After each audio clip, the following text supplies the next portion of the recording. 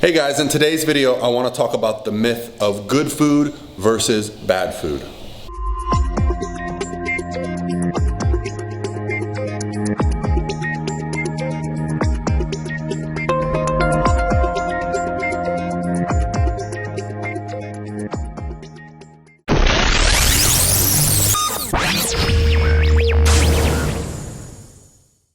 Hey guys, what's going on? This is Paul Ravella coming to you live, ProPhysique.com here in Tampa, Florida.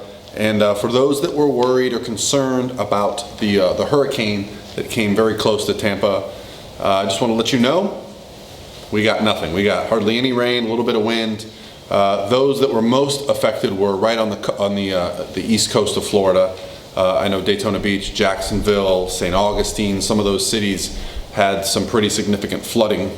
And being a longtime Florida resident, I have a lot of people reach out to me during these hurricanes and ask me how things are going, because when you see the picture of the hurricane, it can cover like the whole state.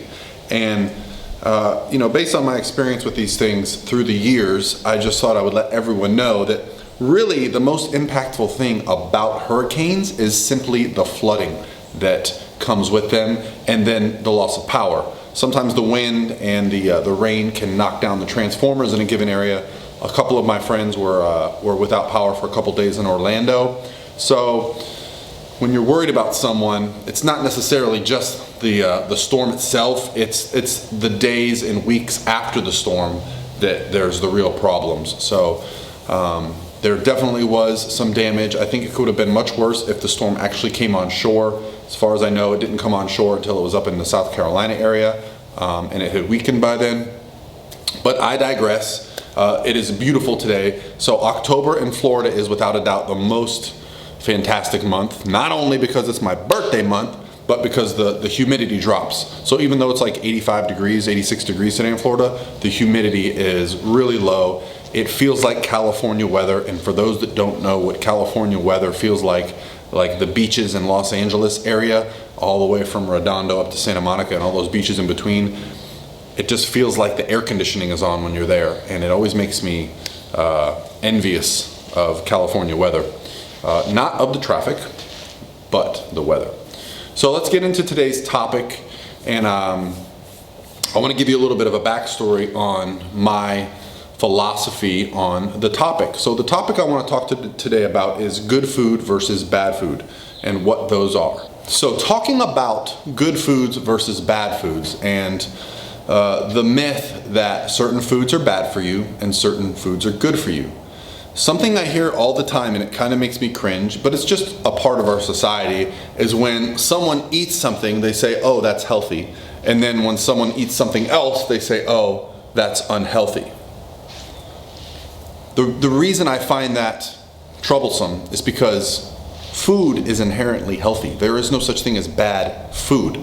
Food does not make you unhealthy in any way, shape, or form, unless you're allergic or you have some issue that you can't eat certain foods, right? Like if you have a gallbladder out and you eat a high-fat food, maybe for you that's unhealthy.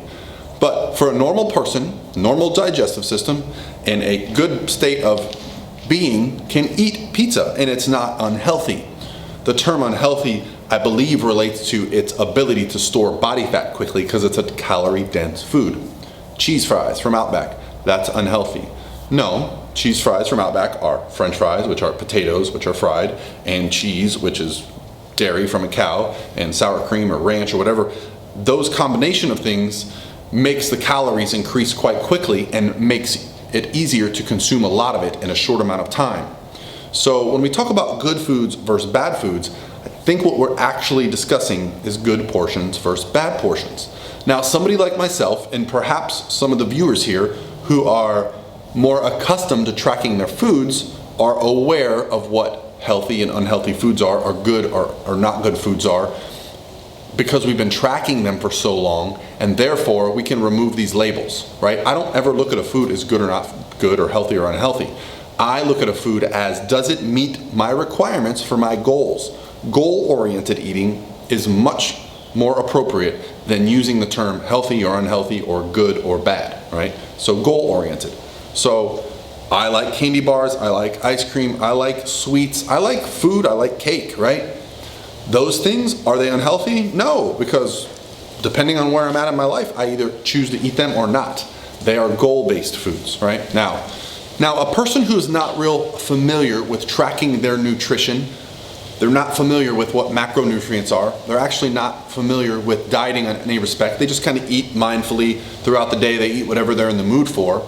If you give them some idea of what are good and bad foods to eat, this might actually be beneficial. Why? Because they'll start to avoid calorie-dense foods and instead replace them with foods that are more micronutrient and macronutrient dense, keep them fuller, and don't have the same impact on body fat as, say, pizza and something like cheese fries would have on a person.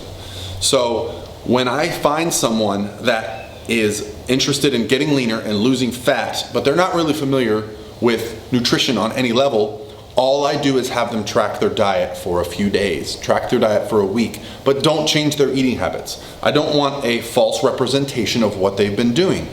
So after we can kind of look at what they've been doing and break it down, I often find a common theme, and that is people who want to lose a little bit of weight will look for foods that are labeled as healthy or good for you and assume that just by changing that structure to their plan that they're going to be eating better and they're going to start to see results. The problem is when you go to a restaurant or when you go to a grocery store and you look at the front of the package and it says good for you or healthy or it's a green label or it's, designed to, be marketed to those that want to think it's a good option, you still need to educate yourself on what's on the back of the package. What does the nutrition label say? And even deeper, how many servings does that nutrition label say? Sometimes it'll look nice when you look at the numbers, it'll say, oh, only 100 calories, but then you look at the serving size and it's 4 servings per slice or per cookie. A great example of this would be the Complete Cookie, which is kind of marketed as healthy because it's organic and it's vegetarian and it's not baked.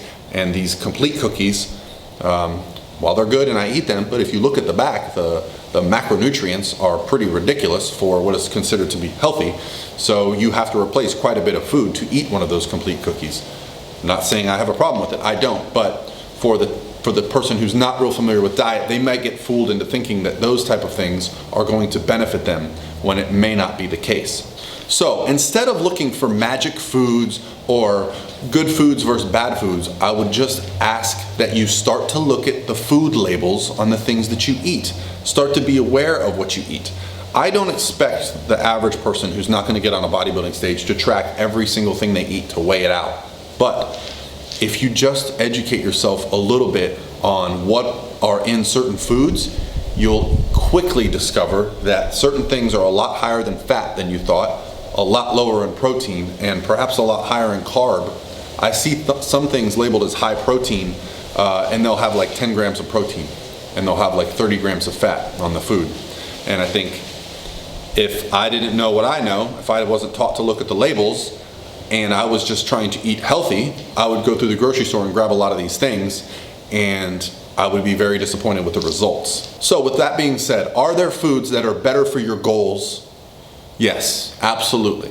Foods that are higher in volume while lower in calories are generally going to be better for weight loss goals because you get the sensation of eating, you get higher volume food, you get satiety, and instead of eating something that's higher calorie, you're able to stave off hunger for a longer period of time.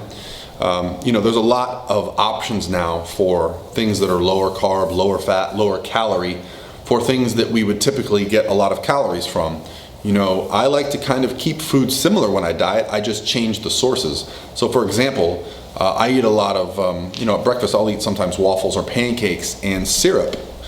I love syrup. But as I diet, I will start to use lower calorie syrups. There's sugar-free syrups, and Walden Farms actually makes a 0-calorie syrup. With that said, guys, I hope this was helpful. The big picture is educate yourself by looking at the food labels, track what you eat, and start to be aware of the differences with your foods. Thank you guys, have a great day.